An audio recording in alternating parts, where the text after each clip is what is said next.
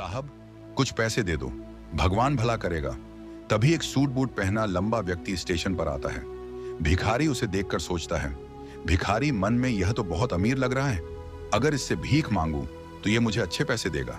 भिखारी, साहब कुछ दे दीजिए। लंबा व्यक्ति मुस्कुराते हुए, तुम हमेशा मांगते ही रहते हो, कभी किसी को कुछ दिया भी है? भिखारी हैरान होकर, साहब मैं तो भिखारी हूं, मेरे पास देने के लिए कुछ भी नहीं है।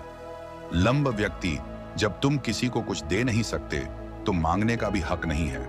मैं एक व्यापारी हूं और लेन देन में विश्वास करता हूं। अगर तुम्हारे पास देने के लिए कुछ हो तो मैं तुम्हें बदले में कुछ दे सकता हूं। यह कहकर लंबा व्यक्ति ट्रेन में बैठकर चला जाता है। भिखारी उसकी बात पर सोचने लगता है। भिखारी खुद से, क्या इसलिए मुझे कम भीख मिलती है क्योंकि मैं किसी को कुछ देता नहीं हूं? लेकिन मैं भिखारी हूं, दे भी क्या सकता हूं। 2 दिन तक भिखारी इसी सोच में रहता है। तीसरे दिन उसकी नजर स्टेशन के पास खिले फूलों पर पड़ती है।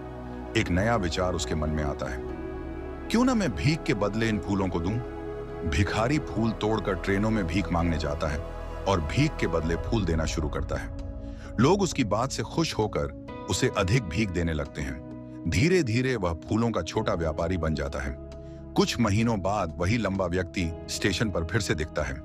भिखारी सूट बूट में उसके पास पहुंचता है। साहब, क्या आपने मुझे पहचाना? नहीं, तुम कौन हो? मैं वही भिखारी हूं जिसे आपने पहली बार भीख देने से मना कर दिया था।